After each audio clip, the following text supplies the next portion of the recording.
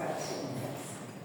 Y esa separación puede ser simplemente para separar mezclas o para determinar que tengo una mezcla. ¿Okay? Dependiendo de cómo yo use la cromatografía. Si yo sé que mi mezcla tiene 5 componentes, bueno, y separo 5 cosas y ya está, ¿verdad? Si yo no sé cuántos componentes tiene mi mezcla, bueno, aparecerán diferentes bandas que me dirán, mira, tiene este componente, ¿sí? Entonces, por eso es que está separado, está dividido en lo que es la parte de separación y la parte de determinación, pero todo a través de la cromatografía. Entonces, en este sentido, la cromatografía lo que hace es que tiene una fase que es estacionaria, no se mueve, eso sería una fase estacionaria, y una fase móvil. Y lo que nosotros vamos a separar se va a dividir entre lo que es la fase estacionaria y la fase móvil. Pero los fenómenos de esa forma en que se divide nuestra mezcla son fenómenos físicos diferentes. ¿Ok? Siempre va a haber algún tipo de adsorción. Aquí ya no hablamos de adsorción con B, sino adsorción con D de dedo, ¿sí? Que es un fenómeno superficial, ¿sí? Yo puedo estar hidratada, mi cuerpo puede estar hidratado, pero no está mojado. Aquí pueden haber gotas de agua que pueden absorberse sobre mi piel, ¿sí? Pero no penetran completamente hacia mi interior. A menos que me deposite en el mar o en una bañera, entonces hagamos diálisis voluntaria, ¿no? Que es un método una técnica, pero que es absorción, porque estoy absorbiendo los sales y el agua. Cuando estamos superficialmente, estamos en fenómenos de absorción. Entonces, nosotros cuando trabajamos con cromatografía, trabajamos con fenómenos que integran todo lo que ustedes conocen. ¿Qué quiere decir eso? Integran termodinámica, cinética, transferencia de masa,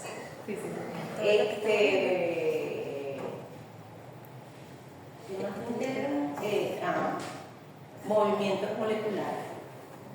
Todas esas cosas que ustedes saben, que ustedes han aprendido en diferentes materias, lo integra este fenómeno que la gente cree que es muy sencillo, ¿sí? Pero que sus fundamentos son bastante complejos porque integran muchas áreas del conocimiento dentro de lo que es la forma en que interactúan los materiales. ¿Ok?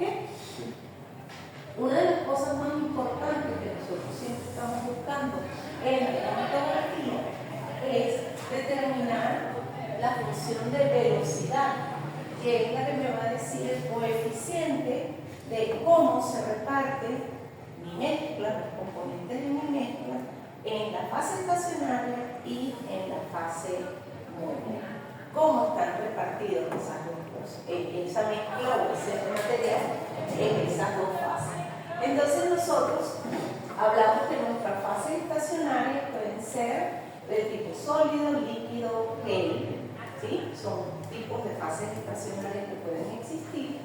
Y nuestras fases móviles pueden ser gases, pueden ser líquidos y pueden ser algo que ustedes vieron en Química 1, que eran fluidos supercríticos. ¿Se acuerdan cuando ustedes veían el diagrama de fases y después nos salieron que este era el área donde estaban los fluidos supercríticos, que no eran ni líquidos ni gases, sino que era un continuo, ¿no?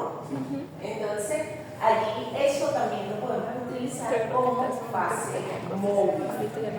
Y lo que se determina entonces es el desplazamiento de cada componente entonces tendríamos la concentración del componente A en la fase estacionaria dividido entre la concentración del componente A en la fase estacionaria.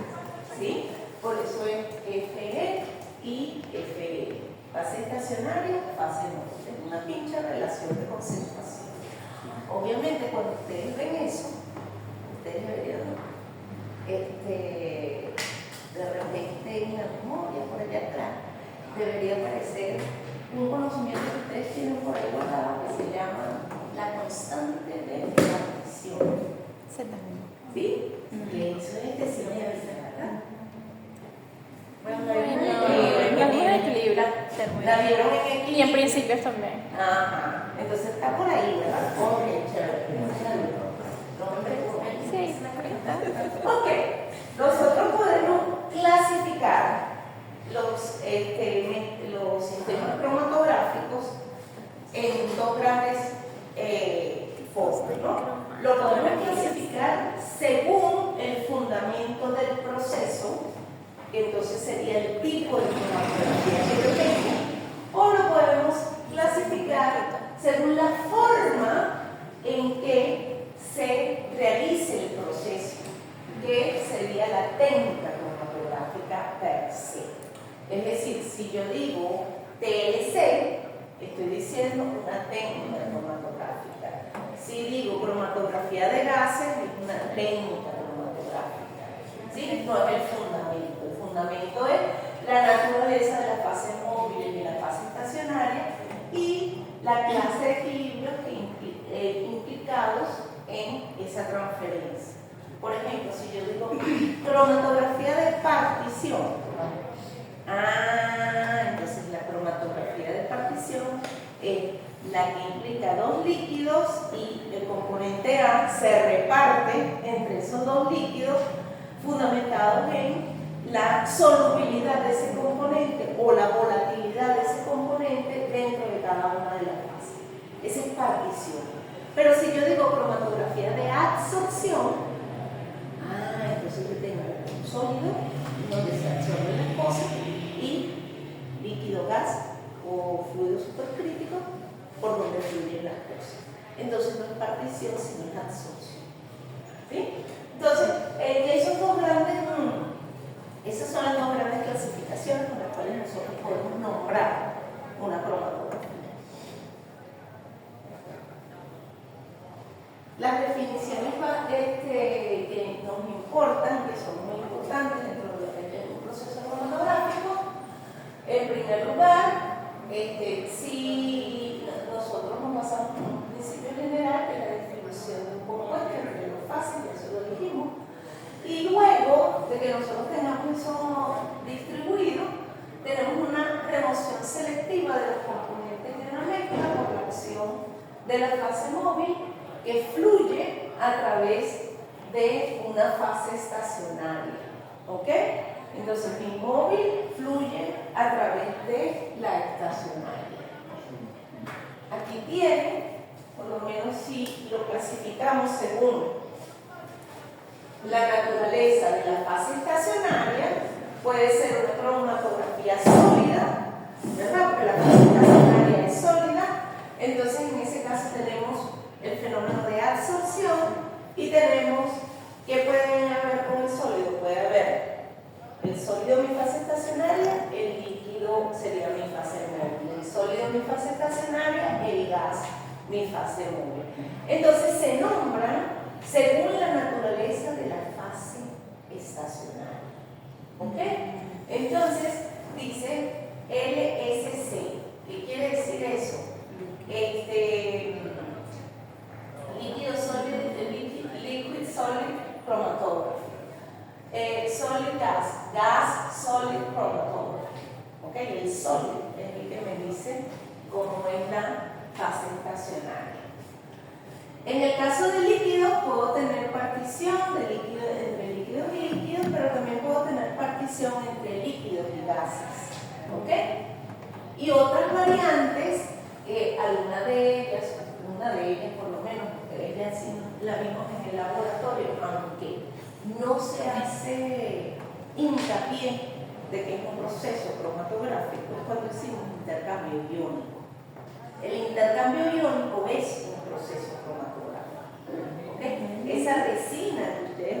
utilizaron como intercambiador iónico es el que hace el proceso cromatográfico. ¿Ok? Hay otros tipos de cromatografía, estas son las más importantes dentro de las otras, que son la que se usa por exclusión de tamaño. Eso quiere decir que mi fase estacionaria tiene poros de tamaños definidos. ¿Sí? Póngase usted que tiene un poro de 0,05 micrones. Todo lo que sea más grande de 0,5 micrones no va a caber en el poro, va a fluir. Pero todo lo que sea más chiquito de 0,5 micrones queda dentro del poro y después lo tengo que sacar. Entonces, un método de separación donde excluyo los tamaños grandes y la fase estacionaria retiene los tamaños pequeños. Y digo retiene porque no es absorción, es en realidad una penetración muy poco. ¿Okay? Luego hay una que se llama por afinidad, que esa tiene que ver que, bueno, si yo tengo sistemas polares, si tengo sistemas apolares, ese tipo de sistema. Y la otra que es sumamente importante, que no aparece en la lámina, pero que también es sumamente importante, es la que se hace por quiralidad. ¿Por qué? Quiralidad. ¿Sí? ¿Se acuerdan lo que es quiralidad, no? Orgánica. Sí, bueno. Algo se me ¿Se acuerdan de los enantiómeros? Sí. Ustedes también. ¿Sí? Pero no hay forma de superponerlas en que queden encima de la otra, pero son lo mismo. ¿Sí? Ok. Entonces, eso es sumamente importante, todo lo que es biología, farmacología, todo eso, definición de proteínas, todo eso es sumamente importante. ¿Por qué? Porque por lo general los compuestos quirales, uno es activo y hace bien, y el otro va casado con, es decir, siempre el bueno va casado con un tóxico. ¿Sí? Es decir, si no los separan bien, te matan en vez de curar. Porque siempre uno es el que es bueno, hay un 85% de los veces, entonces eso es bastante. ¿Sí? Entonces los compuestos, la cromatografía quiral es sumamente importante. Sí. ¿Ok? Entonces también tenemos tipos de dispositivos que nosotros utilizamos, ¿no? Entonces, por ejemplo, podemos hacer una cromatografía plana, que puede ser en papel, en placas de sílice, en placas de aluminio. Yo no tengo eso, porque son muy caras. Esas son, por lo menos, uno hoy en día puede comprar papel cromatográfico, ¿verdad? Específico, que inclusive pueda tener estar rociado con algún tipo de indicador fotosensible para que uno pueda ver después que hace la cromatografía. Tú lo pones con un UV o lo pones con una luz infrarroja, lo pones con cualquiera no, lo que te diga la longitud de onda del indicador, y tú puedes ver los componentes en color, cómo se han separado en tu papel cromatográfico. Eso es plano de papel. Otra forma, que es un poquito más grande, que aguanta más peso, es la de placas. ¿Sí? Hoy en día, ustedes se ubican con las latas de leche, que tienen unas tapas de aluminio, así que Ajá, sí, sí. ese aluminio es grueso, no es un aluminio delgadito, ¿no? Es un aluminio La leche venía la cuadrada. La fórmula de la La fórmula sí. Ajá. Esas latas que necesitan estar La de la campestre que era. exactamente. ¿Viste que me están como? Que yo me he consumido tantas veces, Ya entonces no lo se le veo. cayó pechón. Es muy famosa, pero todavía se acuerda de la leche de la campera. Que me acuerdo de haber tenido el pote en algún momento. Entonces, ese tipo de aluminio, que es un aluminio bien fuerte, no papel de aluminio, eso se forra, se le pone encima un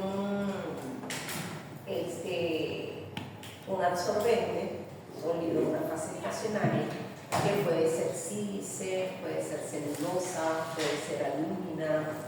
Hay muchas fases estacionarias que se pueden colocar encima de ese tipo de sistemas, ¿no?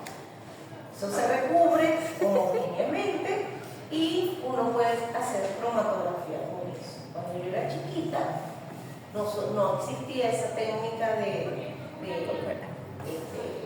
¿cómo se llama? De esos aluminios no recubiertos. Uno tenía que hacer sus placas y las placas las hacían sobre láminas de vidrio. Entonces uno hacía un mezclado homogéneo, un todo de sílice o de alúmina, alfa-alúmina, gamma-alúmina, lo que tú necesitaras. Hacías un slurry bien concentrado. ¿Qué es slurry? Un slurry es como una pasta, como un engrudo, pero sí. Okay. Súper homogéneo. ¿Sí? Como la que se hace con la maicena, que es como una pega. Exactamente, pero que te quede lisito, ¿no? Ese tipo de cosas, si tú metías allí en tu tubo, tú metías tus láminas de vidrio y inmediatamente las ponías boca abajo en una bandeja y las metías en una estufa para que eso no se chorreara ni nada y tuviese más o menos la misma superficie. Una vez que estaba seca era que tú las podías usar como láminas de cromatografía. Entonces, pero igualito ese es el tipo de plana. Ahora más adelante vamos a ver algunos ejemplos. Y las de columna, que ustedes ya vieron cómo funciona un sistema de columna, que es un intercambio iónico. Y todas las de columna tienen que ser así con todas las previsiones del sistema de columna. Es decir, no se puede generar canaletes, todo tiene que ser lo más homogéneo posible. Luego tenemos, eso es simplemente para separar. Pero si yo quiero cuantificar, ¿verdad? Entonces tengo que hacer separaciones analíticas y dentro de las aplicaciones pueden ser analítica o preparativa. Preparativa es que yo solamente separo mi muestra y mis componentes y obtengo cada uno de mis componentes. Analítica es que yo determino cuánto tengo el componente. ¿Ok? Esas son las dos formas que yo tengo. Cuando hacemos una cromatografía plana, entonces uno corre su cromatografía, vas a tener cada uno de tus componentes y después lo que tú haces es rascar en donde está el componente, lo raspas y lo cuelas, literalmente como si fuese un café. Tú raspas el sólido de ese aluminio que viene retenido por absorción del componente, lo metes en un filtro, ese sólido lo metes en una fiola, lo lavas con un solvente adecuado para arrancar lo que se retuvo ahí y después lo filtras. Y eso lo haces analíticamente para no perder nada de lo que has separado y obtienes el compuesto que tienes. ¿Sí? Claro, desde el punto de vista, si yo voy a trabajar con la industria farmacéutica como ustedes, yo no puedo hablar esa parte, porque hay que hacer cosas grandes. Entonces, por lo general, cuando yo tengo que separar muchas cosas, yo uso columna. Y cuando tengo que separar poca cantidad de componentes, yo uso plana. ¿Ok? Entonces ahí siempre visualizando cuál es la aplicación que necesitamos para poder escoger qué cosas vamos a hacer. Cuando nosotros hacemos cromatografía plana, esa placa, después que la tenemos, esa placa lleva un proceso. Ya tenemos la placa, ya tiene su adherente, tiene su fase estacional. Luego, nosotros colocamos en la parte de abajo, lo que vamos a llamar la parte de abajo de la placa, vamos a colocar lo que nosotros vamos a cromatografiar con fluido. Eso se llama sembrar una placa. Ahí vamos a sembrar la muestra. ¿Ok?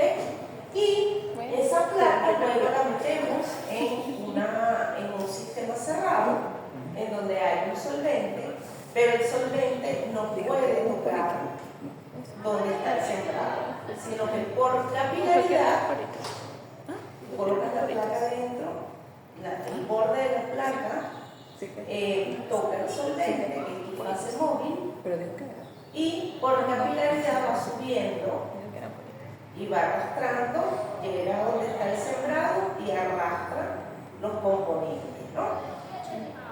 ¿Qué implica eso? Que yo jamás puedo tocar mi solvente con donde yo sembré el componente, porque se puede disolver la muestra que yo sembré. Yo no quiero que se disuelva en el solvente, yo quiero que se separe, que el solvente me lo separe con la interacción con la fase estacional. Entonces no puedo tener muestra disuelta en el solvente previamente. Entonces lo que yo voy a ver es que la fase móvil por capilaridad va subiendo en contra de la gravedad y se van separando los diferentes componentes de la muestra, ¿sí? Los componentes que están más abajo, más cerca del sembrado, quiere decir que tienen mucha interacción con la fase estacionaria y que la fase móvil no logra moverlos lo suficiente. Entonces, la mayor interacción con la fase estacionaria está abajo. Y a medida que yo me muevo hacia arriba, el que tiene menor interacción con la fase estacionaria y mayor afinidad con la fase móvil es el que está más arriba, porque es el que corrió más. Y ese es el término que se utiliza, corrió. Un componente en una cromatografía corre. Siembro la mezcla, tengo mi fase estacionaria, mi fase móvil y el componente corre.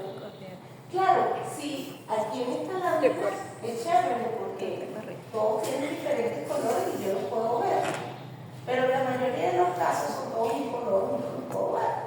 Entonces después viene un proceso de revelado para poder ver dónde está cada componente. Ahora bien, cada uno, cuando nosotros hacemos una cromatografía plana, nosotros vamos a tener varios datos importantes de esa cromatografía. Yo voy a poder medir la distancia entre la siembra y la corrida, y también puedo medir el tiempo que tardó para llegar allí. ¿Ok?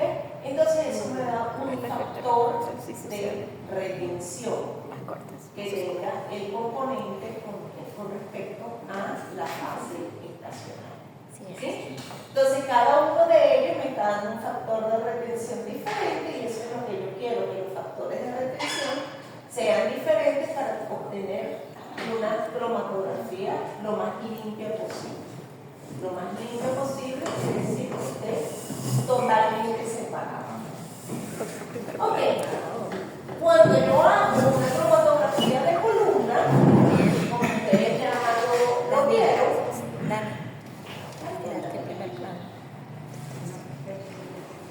Como dicen. Te aplicaste un Nietzsche. Se están cargando. sí, tan bello, se están cargando. Sí. ¿Con quién se están cargando? Solar. Al chichi. Ahí se ve bueno. Recuerden usar esas cosas lo menos posible por el bienestar de sus oídos. Sí. Porque ahorita No se ven las consecuencias. no se ven las consecuencias. Bueno, ya. ¿Sabes lo que Y los ojos de Yo utilizaba bastante de ¿Serio? No, y ellos se sienten muy mal porque se pueden horrible. Te paso. Uno va en la calle y va a la mira. Que que si me los te duele, no me duele. Ah, bueno. porque además Por eso prefiero no. los efectos de eso que nosotros tenemos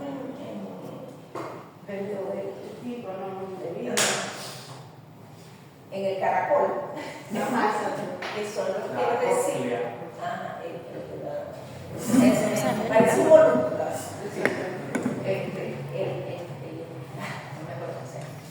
Entonces, cuando estamos en una columna cromatográfica, primero que esto es másico, grande, en comparación a lo plano. Entonces, esas columnas cromatográficas trabajan a la inversa. Es decir, en vez de trabajar en contra de la gravedad, trabajan con la gravedad. Entonces, todo lo que se queda arriba es lo que tiene mayor interacción con la fase estacionaria y lo que sale más rápido es lo que tiene mayor interacción con la fase axial. ¿Ok? Entonces es todo lo contrario. Entonces, esto todo nosotros lo hemos visto antes, sabemos ya después de haber visto la primera parte del laboratorio cómo nosotros trasvasamos nuestra muestra a una columna, cómo corremos la muestra, ¿verdad?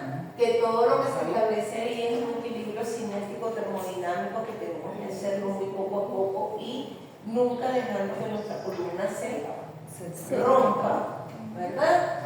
Y podemos lograr eventualmente tener una separación bellísima, así como la que está aquí, una separación relativa, una separación bien definida, ¿verdad? Claro, como está en la lámina es como nosotros lo hemos usado, ¿sí? Es una boletín y uno recoge la solución a medida que va a salir. Y lo más chévere es que por lo menos en el caso de ustedes le dicen, van a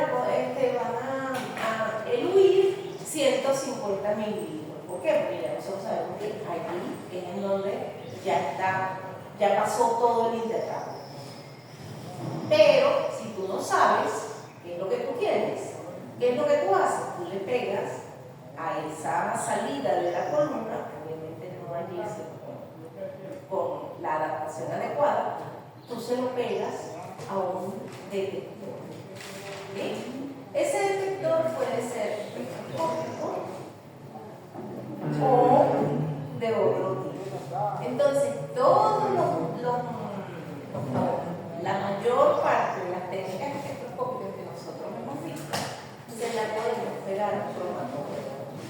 Entonces, ese cromatógrafo de columna puede estar pegado a un instrumento de fotoluminiscencia y entonces me aparece mi espectrograma de, mira, te está saliendo un pico, tiene tal área y puedes inclusive definir quién es el pico y además cuantificar el pico.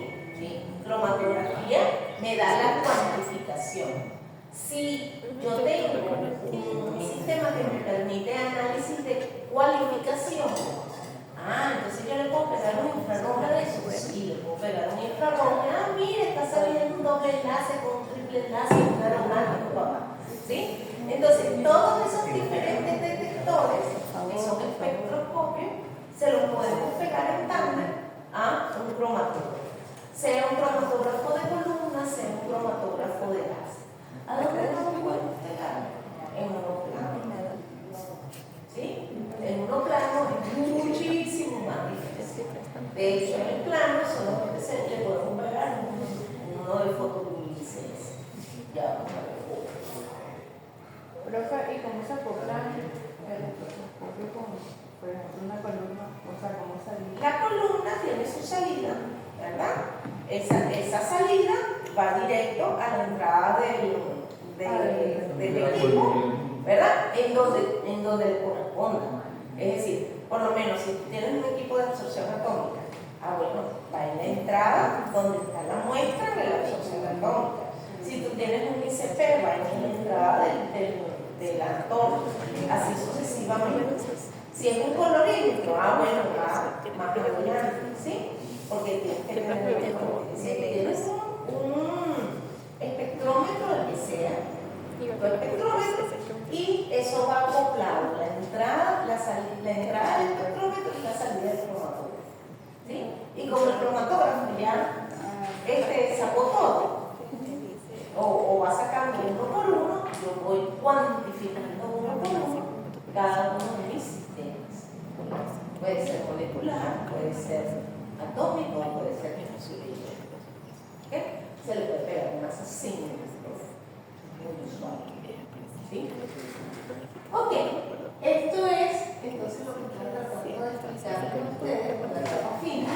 Tienen una cubeta, que es la cubeta donde se corre el sistema. Esta es una placa de capa fina.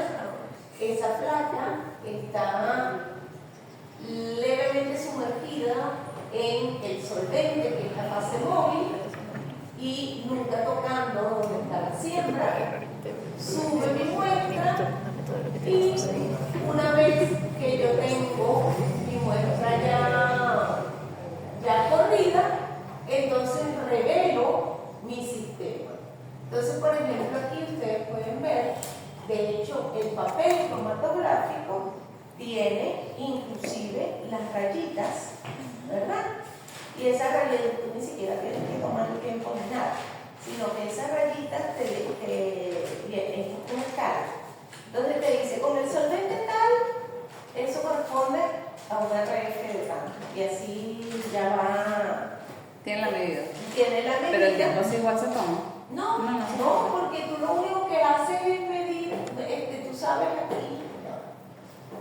Aquí tú tienes las líneas y aquí tiene una escala de punticos, ¿ves? Entonces tú dices, bueno, está en el puntico número 1 por encima de la línea 1. Entonces, ¿eso qué le corresponde? Un RF, un factor de retención de tanto. Aquí hay uno que casi no se ve, aquí hay uno también que está por encima de 2. Aquí, entonces, tú lo que haces es que ves tu escala como si fuera una regla. Eso tiene una regla. Ese es el RF del sistema. ¿Sí? Y con el RF te dice cuánto tiempo según el solvente. Está tabulado. ¿Ok? Entonces no lo tienes ni siquiera que medir. Entonces, por ejemplo, ¿verdad, Jessy?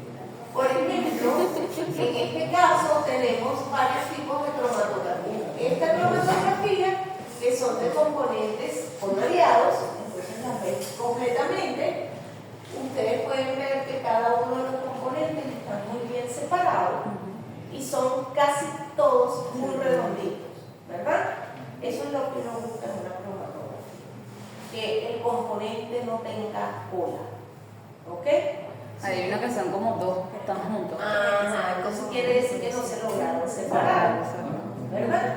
Por ejemplo, aquí esto no se logró separar. Aquí hay un manchón de dos amarillas también que no se lograron separar. Este tiene una separación, este tiene una. Cuando no se logran separar, porque el solvente no es el adecuado para esa fase, es decir, para el sistema. Entonces tienes que comenzar a jugar. O, simple y llanamente, tú agarras esto. ¿Dónde está el mouse? Tú agarras esto, raspas este, que se separó muy bien. Y todo esto que no se separó muy bien, lo pones aparte, lo sacas en un solvente donde eso sea soluble, lo sacas todito y lo pones en otro sistema con otra fase móvil para poderlo separar. ¿Sí? De nuevo, aquí en este caso ustedes ven esa lámina negra. Esa lámina negra es porque esa es una lámina que solamente se ve en UV. Es decir, que los componentes tienen absorción UV. ¿Sí? Entonces por eso es que se ve así en azul. Tú pones la placa, la irradias con una luz UV de una longitud específica, una lámpara de una longitud específica y ves dónde están tus componentes. ¿Ok? Y esta varilla fea que está aquí, ¿verdad? Esa ha sido revelada por yodo. Entonces, esa no me sirve para preparar nada, solamente para decir cuántos tienen y cuál es el RF de cada uno, porque ya lo contaminaste con yodo como tal, es decir, ya perdiste tu muestra como tal, las otras las puedes recuperar. Entonces, en este caso, ¿qué es lo que hacemos para revelar con yodo? saca muy delicadamente de la cubeta donde se corre y se pone en otra cubeta con unos granitos de cristales de yodo.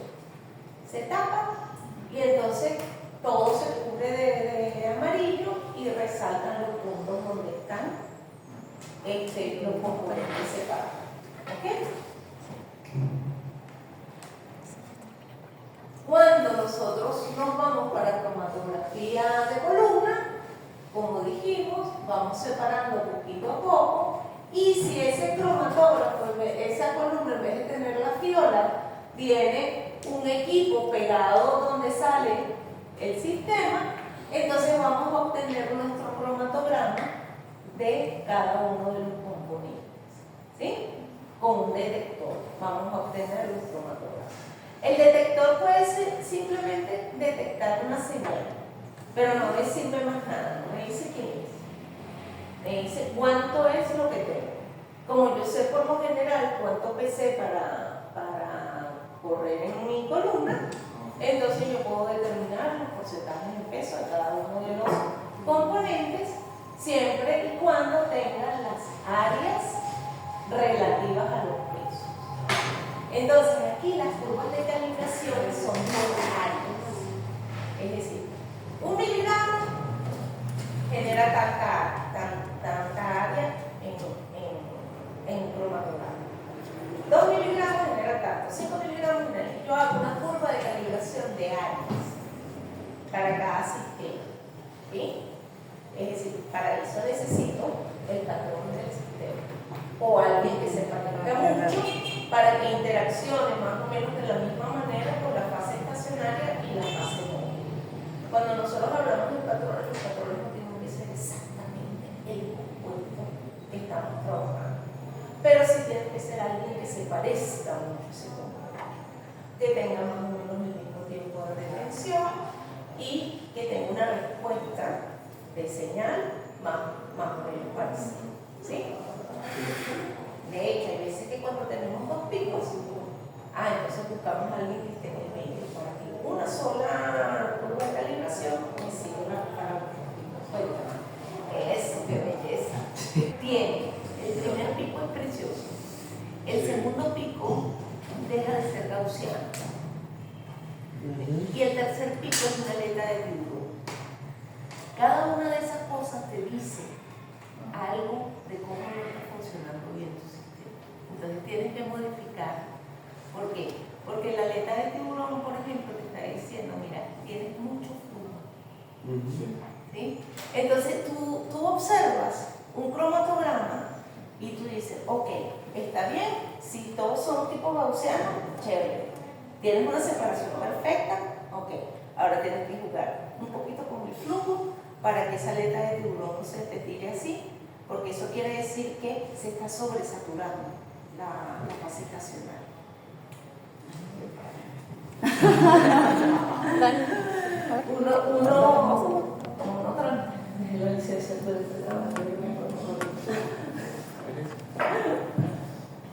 Entonces, pero está muy precioso y por favor, si lo puedes compartir con tus compañeros sería genial. Ya lo mando. Para que ustedes vean un cromatograma que, a pesar que tiene algunos detalles, está súper chévere que se ve la separación completa, ¿sí? Están bien separados los picos. El primer pico sí es gaussiano completamente, lo cual tu primer componente está bien separado. ¿Qué pasa con la cromatografía? Esa es de láser. Sí, eso es etilbenceno, tolueno y cumeno. El cumeno es el del... Cumeno. Ese es un componente de la comida. De la curva, esa cúrcuma. Cúrcuma. La cúrcuma es curcumina. Cúrcuma. No, eso es comida. ¿Qué? El cumeno. El cumeno es comino. No.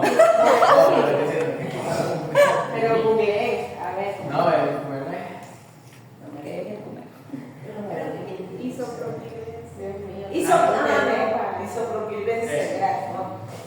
Esos son letras. Nosotros comiendo isopropilbenceno. Entonces, ¿qué es lo que uno, en ese cromatograma, por ejemplo, está bien bonita la separación, pero tienes que ir afinando para que todo el mundo sea gaussiano. Porque eso es, toda la cromatografía, todos los fundamentos matemáticos y físico-químicos de la cromatografía se basan en que tú generas gaussianos, que la distribución del componente es gaussiana, y se basa en que hay que se obtuvo el equilibrio entre la fase estacionaria y la fase móvil. Entonces, cuando tienes por lo menos esa última, se llama así, aleta de tiburón, que es así como una aleta de tiburón, que no es una gaussiana, que te está diciendo. Inclusive esas aletas de tiburón pueden tener un pico que hace así. ¿Ya lo vieron? ¿Ya lo vieron? Esas aletas de tiburón te dicen que se está saturando mucho la fase estacionaria. Entonces, el área al principio se pega mucho, hay como mucha concentración y después disminuye, en vez de ser una gaussiana. ¿Sí? Y uno arregla eso sin ningún problema, simple y llanamente juega con las condiciones. Juegas con el flujo, juegas un poquito con la temperatura, vas jugando con todos los parámetros que se llaman parámetros cromatográficos, que son los parámetros con que se corre la cromatografía. Tú vas jugando con eso para obtener un sistema completo. Una de las grandes desventajas que tiene la cromatografía, sobre todo la de gases, es que pero una de las grandes desventajas que tiene que salir todo. ¿Por qué? Porque todas las concentraciones son relativas. Entonces, las áreas son relativas a la concentración. Entonces, tú haces la analogía área-concentración. Pero tiene que salir todo, porque todo va dividido sobre la sumatoria de las áreas totales. Si no sabes, si no te ha salido todo, entonces esa división no te da una concentración relativa real. Entonces hay que tener mucho cuidado ahí. Y otra cosa obviamente es que uno no se puede dar el lujo de perder la columna. Si se le queda algo pegado a la columna, estás dañando la columna.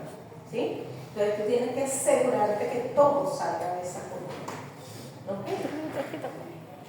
Ay, qué bueno, me encanta. Me encanta que tengan esa experiencia, porque es muy diferente cuando a ti te hablan de algo etéreo que tú nunca has visto y cuando tú de repente has hecho una experiencia y... Daniel,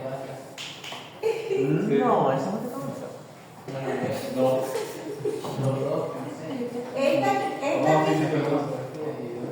Bueno, pero si ustedes quieren podemos hacer una práctica. Yo llevo tiempo diciéndote, pues. Yo fui. Y es Adriana, porque nosotros no habíamos Dani. Me encanta la profe Adriana. Yo fui tu conejillo de No, de hecho, ellas 1, 2, 3, 4 han trabajado. Ellos 4 han trabajado con el cromatógrafo. Así que no falta. La gente que falta, bueno. Y la profe Adriana. El niño jugándome con el Con mi gato, pero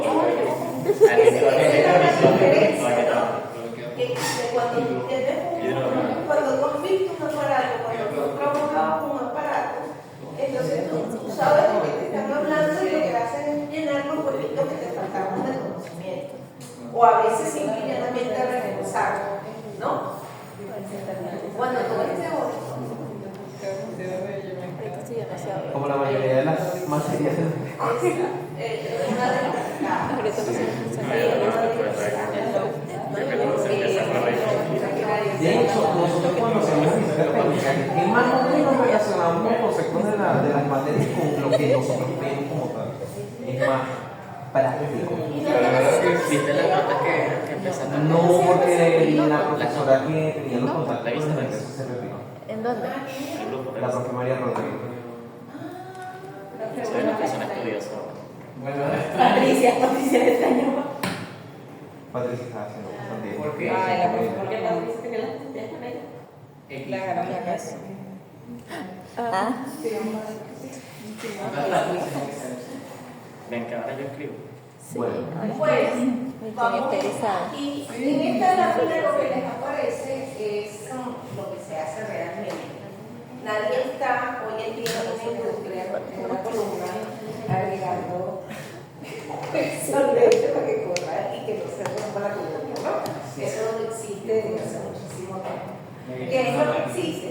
Los sistemas, así como están aquí, son sistemas automatizados que están conectados a aviones de corriente y tienen su bombilla y cada tanto tiempo van goteando, tienen un goteo constante en donde permite que vaya diluyendo pero que nunca se seque la columna, ¿sí? Y funciona con, eso tiene así como en cada uno de esos capuchones que hay como un sensor de presión de vapor, que si se te va una milésima de la presión de vapor, ahí mismo él vuelve a activarse. Entonces nunca se te seca la columna y puedes limpiar con un café, hacer lo que a ti te dé la gana y regresa con el delito. Sí, de repente surprise. La columna se. Es mi columna, no me está hablando. Ok. Entonces, Entonces, ¿qué me pasó eso? regresando a las capas delgadas o a las planas, a la cromatografía plana. Pero que no vas a hablar de eso. ¿Qué tipo de cromatografía podemos tener? Bueno, podemos tener por absorción, que sería por formación de puentes de hidrógeno, por interacción ácido-base. Podemos tener por partición, en fase normal o en fase reversa, ¿verdad? Podemos tener por intercambio iónico.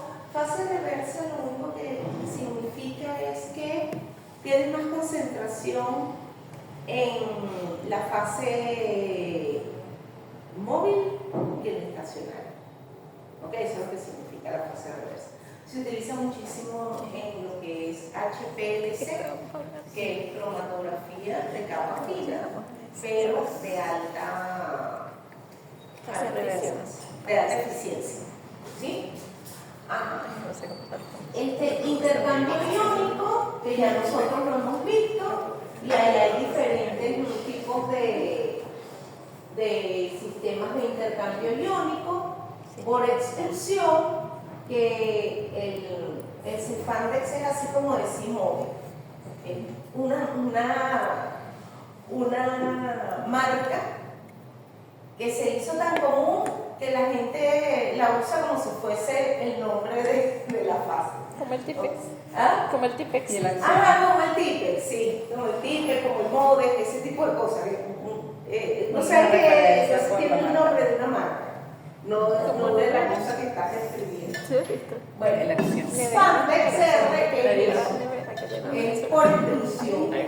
Y lo que yo les decía, que también era importante consideración en actiomérica. Quedó como una vez. Entonces, ¿qué es lo que se hace ahí? Que el soporte de sílice o de alúmina que se use, le agregan compuestos quirales para hacerlo a su vez quiral. Entonces, él absorbe el quiral que tenga. Es decir, si absorbe el quiral R o se absorbe el quiral S, eso es según lo que tenga. El Evo o el texto. Ajá. Entonces, aquí, para que vean lo que es la partición per se, aquí en este caso, la fase normal, cuando nosotros hablamos de una fase normal, estamos en partición, tradicionalmente la fase estacionaria, esta es hidrofílica. ¿Es hidrofílica?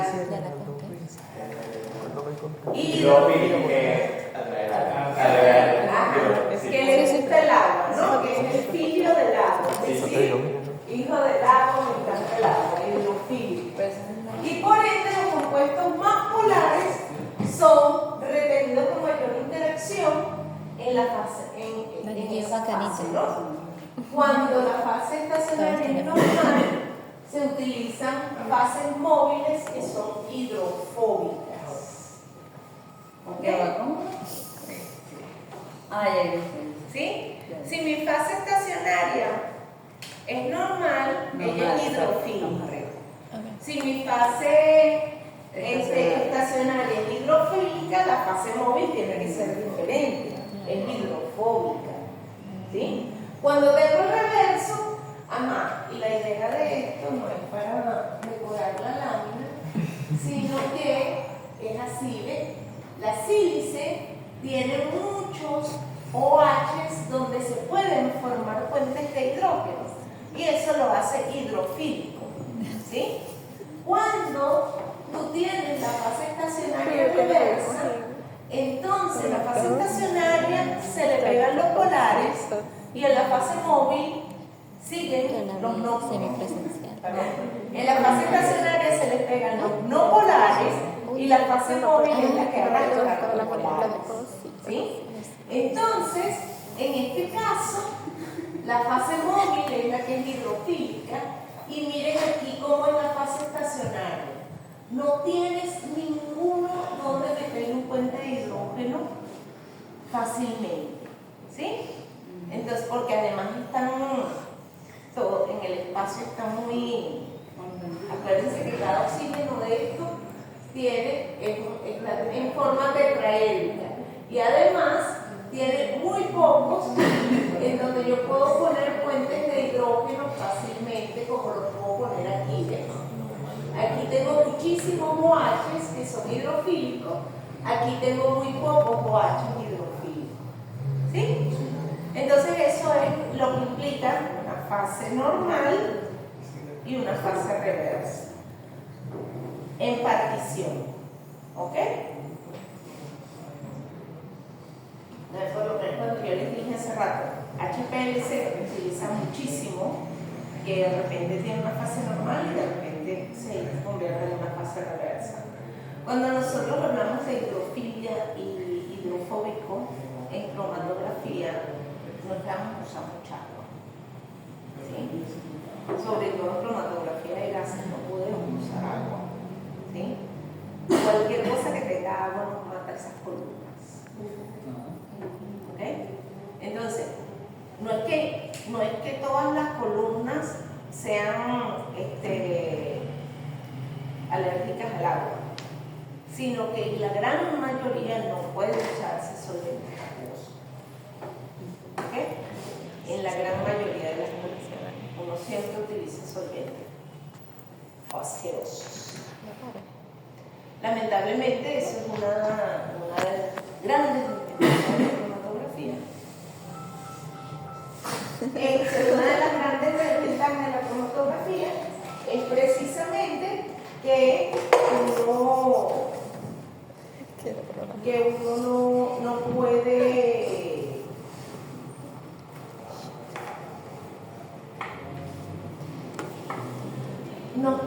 hacer cosas sin solventes orgánicos. Solventes orgánicos, todos son altamente tóxicos, todos generan residuos que son tóxicos. Entonces, no es nada verde, entre comillas. Hoy en día se trata de hacer mucha cromatografía de análisis a nivel micro, de micromililitros, todo en chiquitico. ¿Para qué?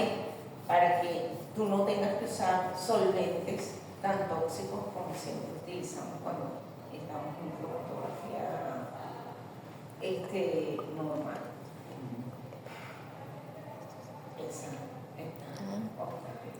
Dios,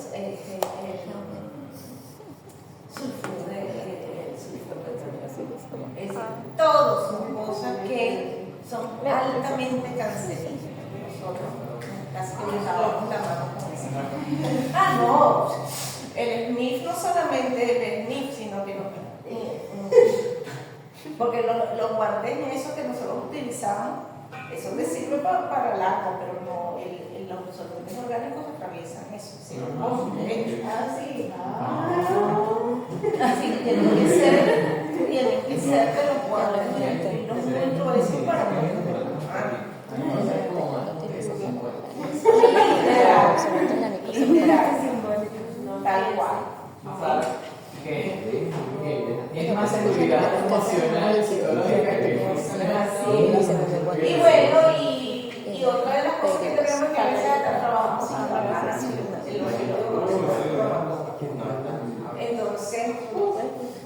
No, vale.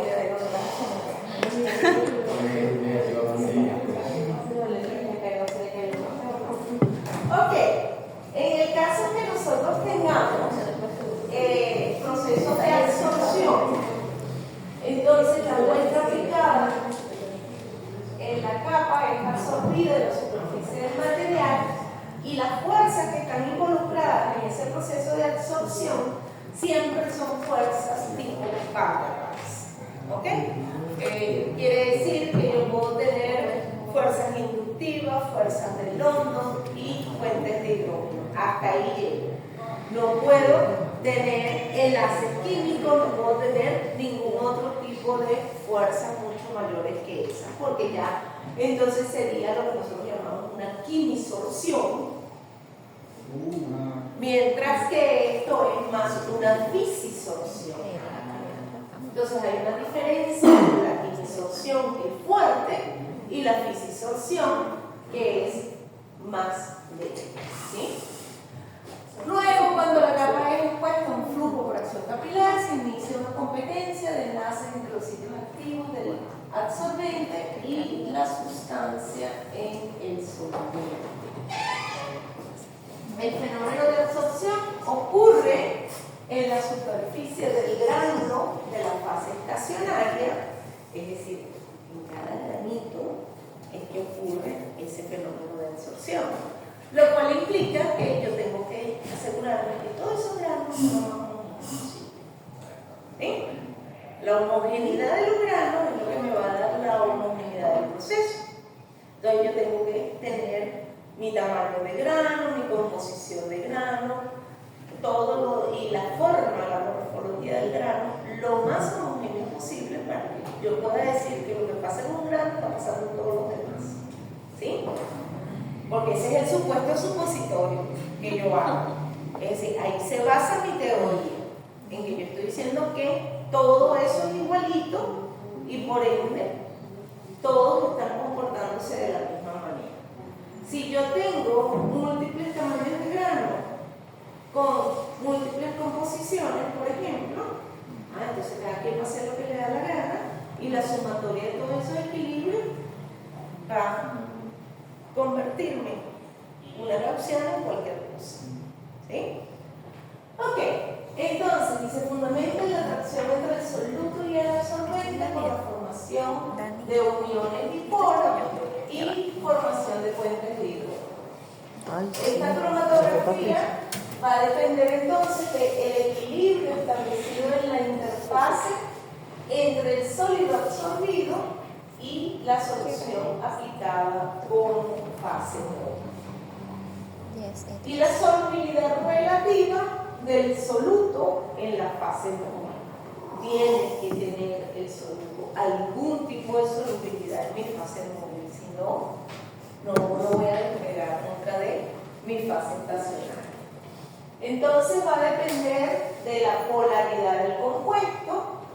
En este caso que describe el sistema, que describe la lámina, dice los solutos más polares serán más retenidos.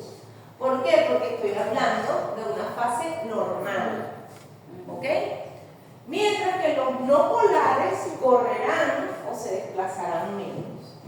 La naturaleza del absorbente y de la naturaleza del solvente. Esas son las tres grandes cosas, factores que van a influenciar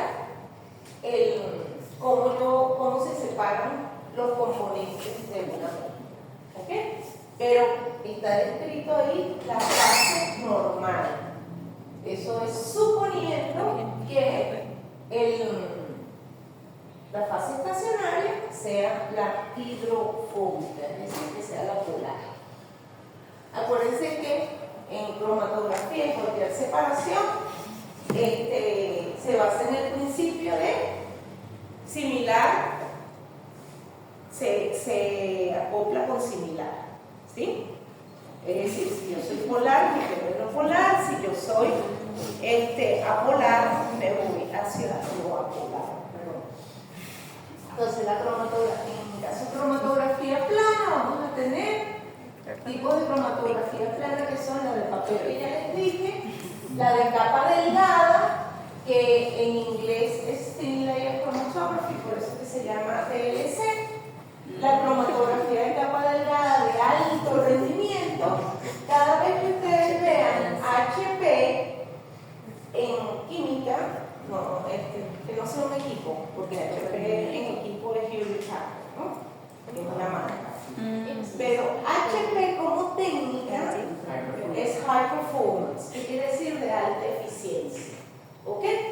Entonces, en este caso es TLC o cromatografía de capa delgada, pero de alta eficiencia. Es HP TLC, ¿sí? Y HPLC es líquida, cromatografía líquida de alta eficiencia. Que sería la que les estoy diciendo es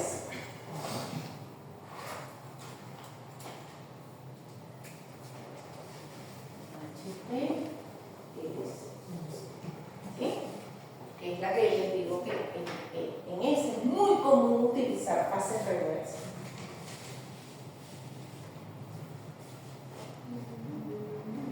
Ok. ¿Cuáles son los absorbentes más comunes que nosotros utilizamos? Bueno, la comúnmente llamada sílica gel, porque es el nombre gringo. En inglés la sílica es la silicio, que es el óxido de silicio, ¿sí? La silicio. Entonces, es diferente a el silicio. La sílice, el óxido de silicio, ese óxido de silicio, según el tratamiento que nosotros le demos, puede tener más OH o menos OH. Es decir, que puede ser más polar o menos polar. Y entonces, inclusive se le cambia la acidez a la sílice y a la alumina también. Entonces pueden ser aluminas ácidas, aluminas básicas, aluminas neutras, igualmente con la sílice. ¿Okay? Entonces, eso te influye en la separación dependiendo de cómo vayas a separar. ¿Entiendes? Si yo por lo menos voy a separar una mina y tengo una fase estacionaria que es ácida, va a reaccionar con mi sistema básico. ¿Sí? Ok. El óxido de aluminio, o comúnmente llamada alumina por su nombre en inglés. Las tierras de silicea, que son, ¿ustedes saben lo que es una dolomita? Es una Sí, piedrita. lo escuchamos en materiales. Sí. Es un tipo de arcilla. ¿Sí? Que no te oigo un peor, porque te metí un rocazo. Dijiste piedra. Las tierras de Por ahora silicea escuchándote, sí. son arcillas muy finas, inclusive pueden llegar hasta sistemas nanométricos en tamaño del grano, ¿sí? La celulosa, ustedes saben lo que es la celulosa, lo que sacamos de la lignina, de todo lo que es de la papa, de todo lo que es orgánico vegetal. ¿Ok? Y las poliamidas, que ustedes han trabajado con las poliamidas cuando usamos las resinas de intercambio. Eso es una poliamida sulfonada. ¿Sí?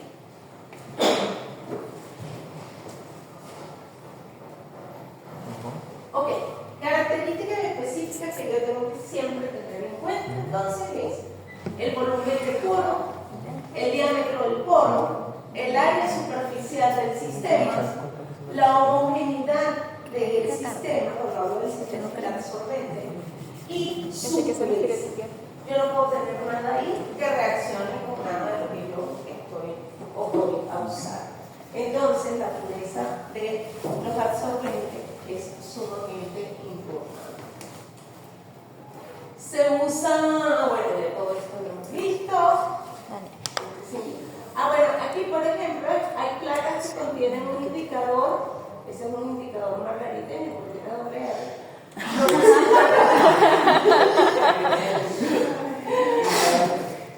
Que contienen indicadores de fluorescencia y entonces te dicen por lo menos F254 la longitud de onda a la cual tú vas a revelar ese sistema con una lámpara de esa longitud de onda. ¿Ves? Y esa longitud de onda está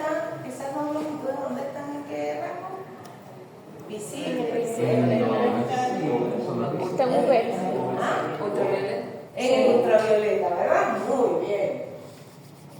No. ¿Qué? La elección de la fase estacionaria, es decir, cuando yo voy a realizar un proceso cromatográfico, yo lo hago en estos pasos. En primer lugar, yo tengo que saber cuál es mi fase estacionaria, ¿sí? Por lo general, yo no tengo mucha escogencia. Tengo fase estacionaria específica y eso es con lo que tengo que trabajar, ¿sí? La elección de la fase móvil, ahí hay más versatilidad porque, bueno, yo puedo encontrar fases móviles diferentes. Después voy a determinar si esa placa necesita un acondicionamiento específico. ¿Qué quiere decir un acondicionamiento específico? Bueno, la voy a deshidratar para que tenga menos OH, ¿sí? O para que, es decir, yo puedo con calor modificar la superficie levemente, una modificación leve, de la superficie del absorbente, y eso es lo que nosotros podemos decir que es un acondicionamiento previo. Cuando yo tengo una placa que ha estado al aire libre mucho tiempo, eso absorbió agua por todos lados. Yo tengo que eliminar esa agua, porque el agua me está ocluyendo mis sitios de absorción. Entonces es obligatorio. En otras oportunidades uno lo puede someter a diferentes tipos de vapores. ¿Para qué? Para modificar los sitios de retención, ¿sí? Entonces, por ejemplo, si tú vas a hacer una cromatografía quiral, entonces tú puedes absorberle previamente sistemas quirales que te guíen para que lo que ella absorba sea quiral. Entonces son activaciones o tratamientos previos que pueden necesitar un sistema. La siembra de la muestra, que puede ser analítica o preparativo. Si yo voy a hacer una analítica, si yo voy a hacer una preparativa, es decir, preparar, entonces yo lo que hago es sembrar una banda, no me importa el punto. Si yo voy a hacer una analítica, entonces hago un puntico, una siembra de puntico o de mancha. Eso es en mi caso de las etapas de cromatografía plana. Este es un sistema automatizado que está por punto. Imagínense usted cuánto le puede caber de muestra a un pinche capilar. Yo lo que estoy agregando es el contenido de una punta de un capilar. No es de todo el capilar, es una puntita del capilar. Ese es el sembrado de una muestra en capa fina. Entonces, obviamente, eso no me sirve para mucho, ¿no? Aunque hay veces que mis rendimientos de reacción son tan bajitas que tengo que trabajarlo así porque lo que tengo es muy, pero muy poco. ¿Ok? Sobre todo cuando se están desarrollando como estos nuevos. Siempre se detienen al principio muy poquito hasta que uno por fin modifica el procedimiento y logra obtener una mejor eficiencia. Ok, luego que yo hago todo eso, yo acondiciono la cámara para el desarrollo de la cromatografía. Las cámaras pueden ser normales, las normales son esas que les puse de vidrio, son las cubetas de vidrio. Puede ser una de doble compartimiento, que es la misma cubeta de vidrio, pero tiene así como un puente en el medio. Entonces tú puedes hacer dos corridas al mismo tiempo, dos placas al mismo tiempo. Puede ser una sanguchera, ¿sí? Y es literalmente una sanguchera. Estas son las normales de verticales, ¿ves? Esto tiene un puentecito aquí. Entonces una placa va de este lado y la otra placa va de este lado, ¿sí? Y estas son las sangucheras, que son horizontales. ¿Ok? ¿Te parece? Literalmente una sanguchera. Ok, entonces bueno, se desarrolla el cromatograma, se cierra la placa, se hace el revelado y finalmente, en este caso de cromatografía plana, la elusión es de la muestra ya separada. No es como en columna, que la ilusión es la que nosotros hacemos con la fase moving. ¿Sí? Cuando tú haces una cromatografía de columna, tú eluyes con la fase moving y ya te sale tu compuesto en la fase moving. Aquí no, aquí acuérdense que cada compuesto queda pegado de la fase estacionaria y lo tenemos que raspar y sacarlo de esa fase estacionaria. Entonces lo tenemos que extraer en otro solvente donde él sea soluble. Y la interpretación de los resultados se hace por el factor de retención y por la cuantificación. ¿Cómo cuantifico? Bueno, apunta en miligramos. Inyecté tantos miligramos o el volumen que haya tenido el capilar. Y yo sé, eso es como una alícuota, una pequeña alícuota, una microalícuota. Y yo sé cuál es mi concentración o mis grados totales de muestra. Y bueno, después cuando eluyo, veo cuánto tengo de campo oponente. ¿Sí? Ok, esto lo vimos. Esto también lo vimos. Análisis por ilusión. Este es el. Todo eso lo vi. Cromatograma. Ok, muy bien, ¿verdad? Sí. Sí, todavía. Ok, tenemos nuestro cromatograma. Perfecto. Ese cromatograma nos va a dar muchísima información. La primera información que nos va a dar el cromatograma es lo que se llama el tiempo muerto o ST sub 0. Ese tiempo muerto es un tiempo físico, que es el tiempo que se tarda cualquier cosa que no tenga ninguna interacción con la fase estacionaria en pasar, en atravesar la fase, ¿sí? Y salir. Eso es lo que se llama el tiempo muerto. Y luego está el tiempo de retención del analito. Pero como pueden ver de la gráfica, el tiempo de retención del analito es desde 0 hasta donde sale el máximo del pico del analito. Y eso incluye el tiempo muerto. Entonces, hay un tiempo de retención prima, que es el que uno le resta el tiempo muerto. Porque el tiempo muerto lo que es el tiempo físico que se hubiese tardado cualquier cosa que no sea retenida. ¿Sí? No pasa a la velocidad de la luz. Es un tiempo que pasa. Hoy. Revelar que este está aquí. Ah, mira, aquí hay uno. Todos son océanos. Y este cromatograma está separado. Este está hecho en un escáner de fotodensitometría. Es decir, que me están midiendo la densidad fotónica del sistema. ¿Sí? Esto es de lo que sale, de cada uno de los componentes que sale.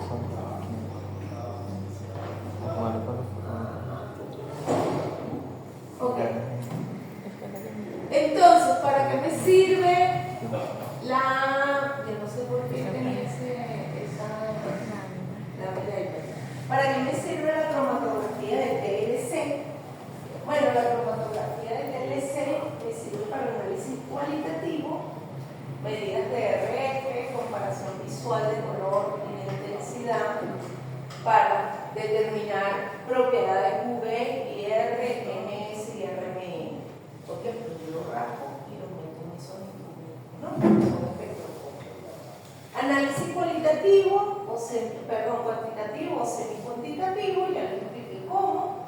El cuantitativo puede ser de forma indirecta o de forma directa, si por lo menos lo hacemos por densitometría, es una medida de transmisión de la luz transmitida a través de la sustancia. Entonces, se supone que si yo tengo un sistema y no me deja, hay una relación de concentración entre la luz que pasa y la luz que no pasa. Eso es la luz. Así como cuando uno le hace la densitometría del hueso. No contigo. Las mujeres se nos desgastan más los huesos que ustedes, los hombres. Después de cierta edad, Es decir, en vez de los 50 años, nosotros nos mandan a hacer actualmente una densitometría porque nos descalcificamos. Que eso se hace como siempre tipo de aparato. Es decir, te lanzan como si fuese un rayo X, pero no es rayo X, son fotones. Te lanzan eso a través del hueso y lo que salga del otro lado te va a decir, ok, mira, ese hueso tiene poca densidad, ese hueso tiene mucha densidad. Entonces cuando la gente pierde, sobre todo las mujeres que son las que perdemos densidad ósea, es porque nos falta calcio y cualquier caída, cualquier broma, una fractura. Es osteoporosis, exacto, pero la osteoporosis es la enfermedad completa. Entonces la osteoporosis es así como pero lo primero que te miden para saber si tú tienes osteoporosis o no es la densidad de los huesos. Entonces lo hacen por fotodensitometría. Ese examen. Sí, esos exámenes son caros. ¿Hasta cuándo lo mueven? ¿Hasta cuándo? Está pegando. Bueno, pero es que nosotros no somos gallinas. Los únicos animales que no se sabe todavía de dónde sacan el calcio, porque no hay un balance de masa entre el calcio que consumen y el calcio que sale, son las gallinas. Las gallinas crean más. Crean materia. No se sabe cómo es el proceso con las gallinas. Desafían todo. Porque la cantidad de calcio que gastan al poner los huevos en la cáscara es muy superior a la que consumen. Entonces no hay un balance de masa porque la gallina no se disuelve en el proceso con el huevo. Pero a veces les ponen, o sea, parte de cuidar a una gallina es el calcio. Claro, pero lo que te estoy diciendo es que ese balancito no lo encontramos bien. Es algo misterioso. Y es cosas que la ciencia no puede resolver. Por eso digo, nosotras no somos gallinas, entonces no producimos calcio. Y bueno, ya cuando regresamos por aquí, como se siente donde estoy yo, entonces tienes grado 3 de osteoporosis aquí, tienes no sé qué, entonces tienes que cuidarte más de la cosa. ¿Sí? Entonces, eso lo hace con si es directo, bueno, con una densitometría, puedes hacerlo con espectrofotometría. ¿Sí? Tu cuantificación lo puedes hacer con una espectrofotometría también, que puede ser de fluorescencia o puede ser de la esta que está aquí. Entonces, ¿para qué uso debe ser? Bueno, para separar los componentes de una mezcla en pequeñas o cantidades grandes, criterio de pureza y criterio de identificación cuando comparo con un patrón. Recuerden siempre, la cromatografía no me dice quién es, la cromatografía me dice cuánto tengo, ¿sí? No es una forma de identificar. El hecho de que un componente tenga el mismo tiempo de retención que otro, lo único que me indica es que interactúa de la misma forma o de forma muy parecida con la fase estacionaria y con la fase móvil, pero no me dice que es el mismo. ¿Ok? Entonces, mosca con eso. Bueno, esto se utiliza en todas partes. Esto se utiliza en la farmacéutica, en medio ambiente, en alimentos, en medicina forense, en aplicaciones clínicas.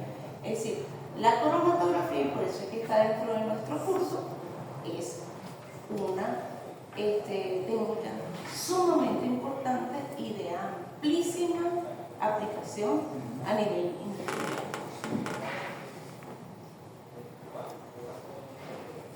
Entonces, dentro de las variables generales que afectan la movilidad, obviamente voy a tener si la movilidad es con respecto al absorbente, cómo se mueve algo en un absorbente, bueno, los distintos tipos de absorbentes, las distintas actividades, la inercia química, el tamaño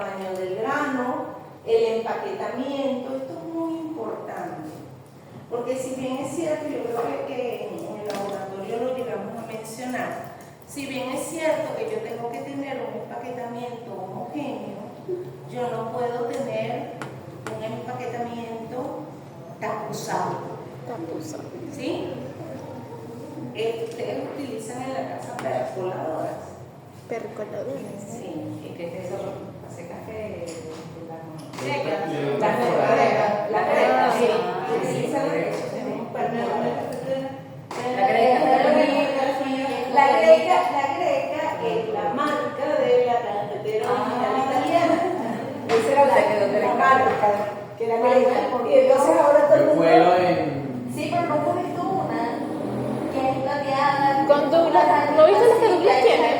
Quizás la he visto, pero no. Ah, sí, creo que sí. Claro. Como. Tiene un embudo, pero en lugar de cosas así. Es como geométrico. No la vi, pero creo que es como geométrica. Ajá, sí, exacto, como si fuera un polizante. Lo único que me llamó la atención fue que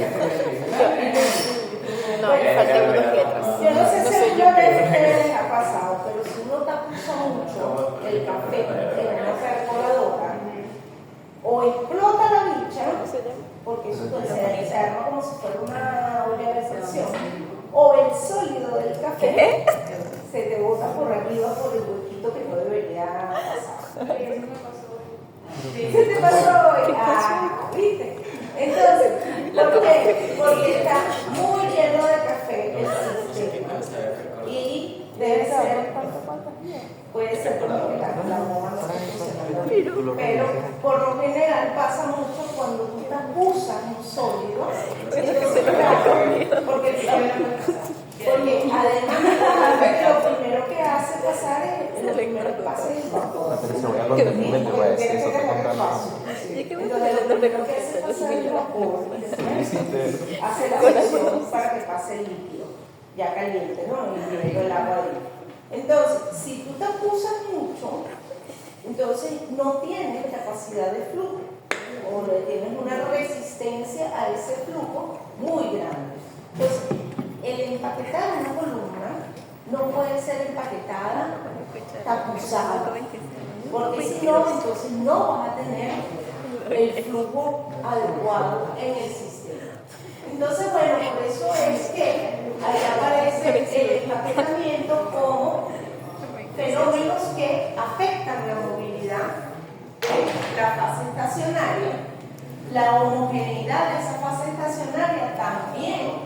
¿Por qué? Porque la homogeneidad, si yo no tengo homogeneidad en ese sistema, yo voy a tener variabilidad de viscosidad en diferentes partes de esa fase estacionaria. ¿Ok? Cambia la viscosidad. Y siempre traten de imaginar, yo tengo, o por lo menos así me lo imagino yo tengo mi fase estacionaria, ¿verdad? Y tengo mi fase móvil. Entonces,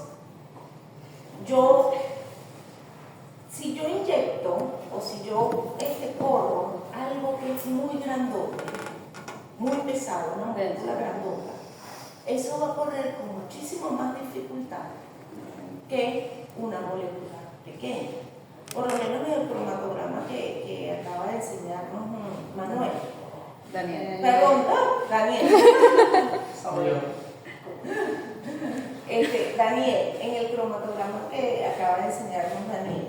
Aparte de yo saber que el primer pico que tiene menos retención es el pico que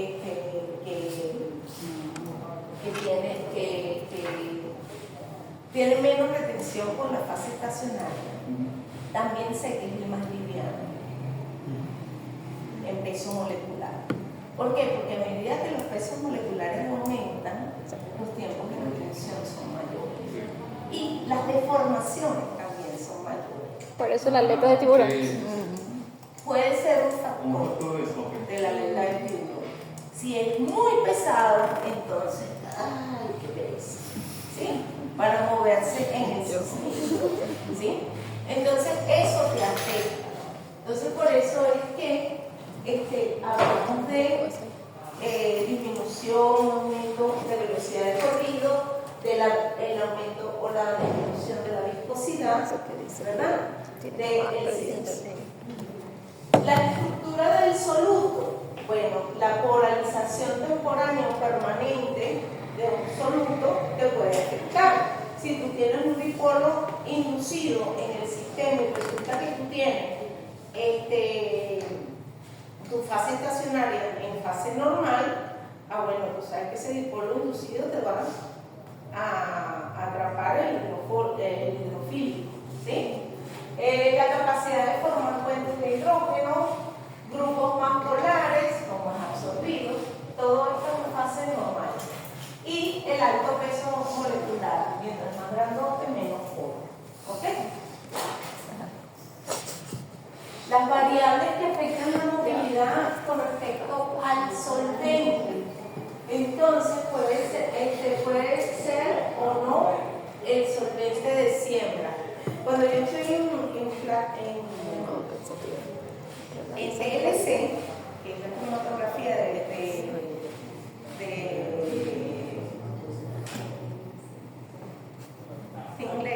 capa delgada, cuando yo estoy en esa cromatografía, ¿qué ocurre? Que yo puedo disolver mi mezcla en otro solvente que no es el solvente de corriente. Si yo hago eso, ¿verdad? Porque ese es el que me separa bien las cosas. Si yo hago eso, entonces yo tengo que siempre esperar mucho a que el solvente de sembrado se evapore lo más posible para que no tenga interacción entre el solvente de sembrado y el solvente de corriente. La menor polaridad del solvente, la mayor polaridad del solvente, solventes anhidros que son miscibles, la velocidad de la difusión puede ser lenta, la difusión de las bandas, si cuando la elusión es lenta, tiene copola. Cuando la elusión es muy rápida, entonces puede ser que no se alcance el equilibrio y no se separe completamente. ¿Ok? La temperatura, porque afecta la volatilidad y las solubilidades, y también la saturación de esa cubeta donde yo estoy haciendo mi corrida.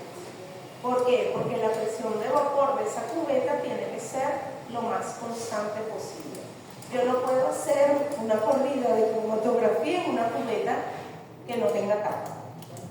Yo tengo que mantener el equilibrio de la presión de vapor. Monitoreo de reacciones, identificación de compuestos, determinar los componentes, bueno, ya todo está también la vida. En el caso de las columnas, las variables que van a determinar mucho en la cromatografía va a ser el diámetro de la columna, es decir, cuál es la capacidad real de la columna, ¿no? La cantidad de absorbente que yo le meto a la columna y también la elección del solvente. ¿Ok? Entonces, desde todo lo que hemos hablado, para hacer un resumen, un resumen bastante bien, ¿sí? Entonces, nosotros tenemos tipos de cromatografía que pueden ser de absorción superficial, en donde la fase estacionaria es sólida, separación basada en las diferentes polaridades entre la fase estacionaria y la fase móvil. Yo sé que está así como que muy, pero es para que el concepto se les quede, ¿no? Las de partición, que es donde la fase estacionaria por lo general es un líquido, o un líquido sobre un soporte también puede ser, ¿ok? Es decir, yo puedo tener columnas de cromatografía de gas donde están llenas de líquido, pero el líquido está absorbido sobre los soportes, pero ese soporte no es el que interacciona. Solamente te sirve como pegamento porque el líquido no se te vaya, ¿no? Entonces, en ese caso, en el caso de partición, la separación está basada en las diferentes solubilidades entre la fase estacionaria y la fase móvil. Puede ser las solubilidades o puede ser las volatilidades.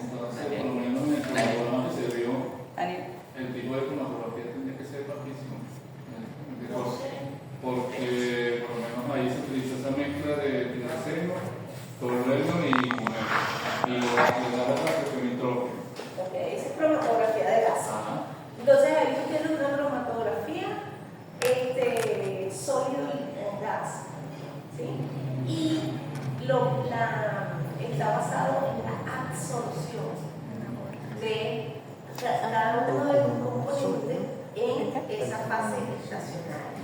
Entonces no está en la partición es cuando son dos líquidos o un líquido y un gas. Si tu columna era líquida, entonces sí es partición. No sé si ya cómo era la columna.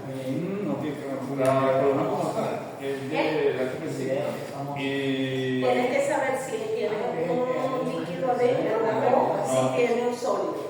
Si es un sólido, entonces el fenómeno es la absorción. ¿Sí? De intercambio iónico, que ya vimos que la fase estacionaria es un material polimérico modificado químicamente para adicionar grupos funcionales que tengan protones, que tengan bases, según sea catiónica o aniónica y fase estacionaria. Los analitos se intercambian con estos grupos funcionales. La separación se basa en la afinidad entre los iones y los grupos funcionales de la fase estacionaria. ¿Sí? El de exclusión, que también se los expliqué, donde la fase estacionaria es un material poroso y los analitos pequeños son retardados dentro de la fase estacionaria, se quedan